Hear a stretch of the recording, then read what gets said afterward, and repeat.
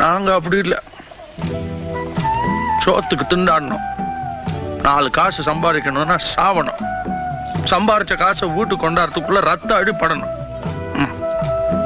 ஒரு நாளைக்காவது ராத்திரி வரல நாம உயிரோட இருப்போம் நம்பிக்கை உண்டா?